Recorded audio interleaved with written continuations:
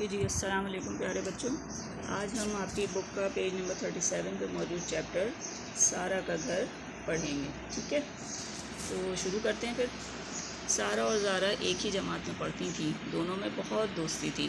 कभी कभी लड़ाई भी होती, लेकिन फिर जल्द ही दोस्ती हो जाती।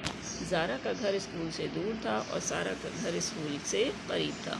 एक दिन सारा ने ज़ारा को अपना घर दिखाया और कहा कि इस इतवार को हमारे घर आना। ज़ारा ने अपने अब्बू से कहा तो वो बोले, अच्छा मेरी बेटी, मैं आपको ले जाऊंगा। दूसरी तरफ सारा दिन गिन रही थी कि कब मैं ज़ारा के साथ खेलूंगी। आखिर इतवार का दिन आ गया। सुबह 9 बजे ज़ारा के अब्बू उसे सारा के घर छोड़ आए। सारा और ज़ारा बहुत खुश थी। ज़ारा ने सारा के अम्मी अब्बू और बाजी को सलाम किया। सारा ने ज़ारा को अपना घर दिखाया। ये बावर्ची खाना है, ये अम्मी अब्बू का कमरा है, ये बैठक है और ये खाने का कमरा है। बैठक किसे कहते हैं? बैठक कहते हैं जैसे आजकल हमारे घर में ड्राइंग रूम होते हैं ना, तो ड्राइंग रूम को अगर उर्दू में बोलेंगे तो मेहमानों का कमरा जिसे बैठक कहते हैं। बाहर छोटा सा बाग था, एक दरख्त पर झूला भी था।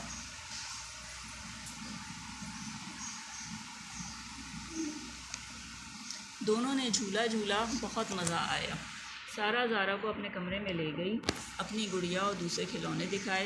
दोनों मिलजुल कर खेलने लगी। इतने में सारा की अम्मी ने आवाज़ दी, सारा और ज़ारा आओ खाना खा लो। दोनों ने खिलौने जगह पर रखे और खाना खाने चली गईं। सारा की अम्मी ने बिरयानी पकाई थी। ज़ारा को बिरयानी बहुत पसंद थी, उसने शौक़ से खाई। खाने के बाद वो दोबारा कमरे में गईं। ज़ारा ने सारा के लिए एक तोहफ़ा भी लिया था और उसे खूबसूरत कागज़ में लपेट रखा था, यानी गिफ्ट पेपर में पैक किया हुआ था।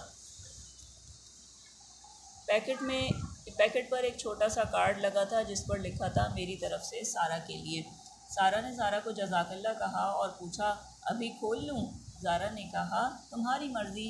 सारा ने जल्दी से कागज़ उतारा और कहा, इतनी अच्छी किताब। सारा बहुत खुश हुई और फ़ौरन पढ़ना शुरू कर दी। उन्हें वक्त का पता ही नहीं चला, काफ़ी देर हो गई। इतने में बाजी ने आकर बताया कि ज़ारा के अब्बू उसे लेने आए हैं। ज़ारा ने जाते हुए सबको सलाम किया और सारा की अम्मी का बहुत शुक्रिया अदा किया और अब्बू के साथ घर आ गई। ठीक है भाई, तो ये हमने चैप्टर पढ़ लिया। अब आपने करना ये है कि अम्मी या अब्बू के साथ या किसी भी बड़े के साथ बैठकर इस चैप्टर की कम से कम 2 बार रीडिंग करनी है, ताकि आपको भी ये चैप्टर उतनी ही अच्छे तरीके से पढ़ना आ जाए। ठीक है, इसके बाद आप क्या करेंगे? इसके बाद आपने करनी है नेक्स्ट पेज पर, पेज नंबर 39 पर दी हुई मश्क, जिसमें सबसे पहले आपको दिया हुआ है दुरुस्त जवाब के दायरे में रंग भरिए।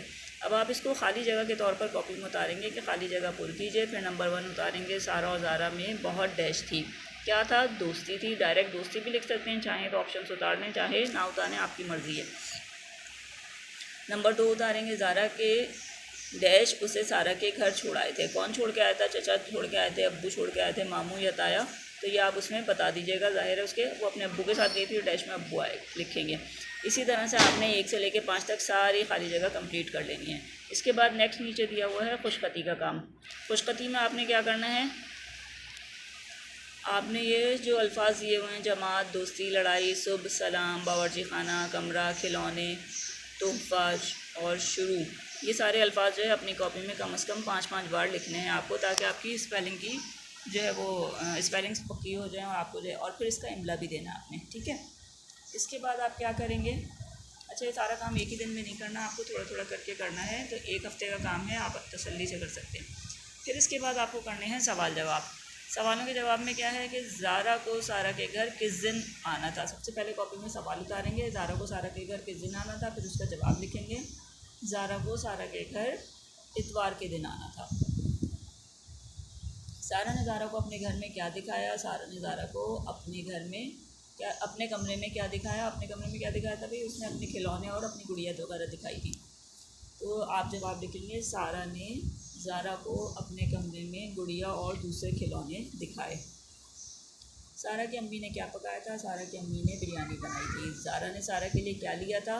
ज़ारा ने सारा के लिए एक किताब तोहफे में ली थी। फिर इसके बाद है, ज़ारा ने जाते हुए क्या कहा था?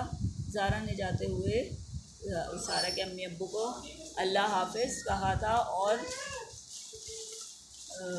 सबको जो है उसकी अम्मी को बहुत ज़्यादा शुक्रिया अदा किया था। ठीक है। इसके बाद आगे अरकान में लाइए। ये वाला काम आप चाहें तो किताब में कर लें, चाहें कॉपी में करें। आपको अल्फाज को जोड़ के लिखना है। इसी तरह से हरूफ अलग कीजिएगा काम भी आप कॉपी में भी कर सकते हो, किताब में भी कर सकते हैं। वैसे सर की इंस्ट्रक्शंस ये हैं कि आप जो सारा काम कॉपी में करेंगे। अच्छा, इसके बाद नेक्स्ट पेज पे आ जाते हैं। नेक्स्ट पेज पे दिया हुआ है कि पढ़िए और लिखिए।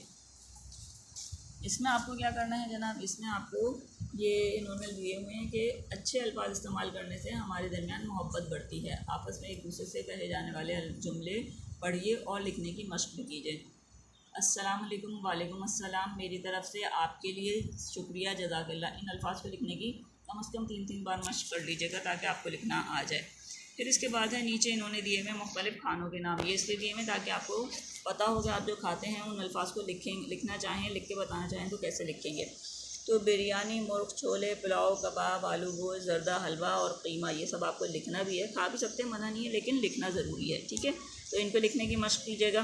फिर इसके बाद अपने पसंदीदा खानों के नाम लिखिए। 1 2 3 4 इन्होंने दिए हुए हैं। आपके पास डैश हिस्सों जो है वो आपने लिखना है। ये सारा काम आपने कॉपी में करना है। अच्छा, आज है जुमे का दिन। ठीक है, अब अगर आप आज से ये काम शुरू करेंगे तो आप नेक्स्ट संडे तक इस काम को कंप्लीट कर सकते हैं आराम से। पूरा हफ्ता है आपके पास, थोड़ा थोड़ा करके तमाम काम कर लीजिए। अगर कुछ समझ ना आए तो आप मुझसे पूछ सकते हैं। ठीक है बेटा, तो यहाँ तक काम करके रखिएगा और प्लीज़ रोज़ का काम रोज़ मुझे सेंड करते रहिएगा ताकि मैं टाइमली उसे चेक कर सकूँ। सही है, ओके। तो फिर इंशाल्लाह नेक्स्ट संडे जो है वो फिर हम नए चैप्टर को पढ़ेंगे। अल्लाह हाफिज़।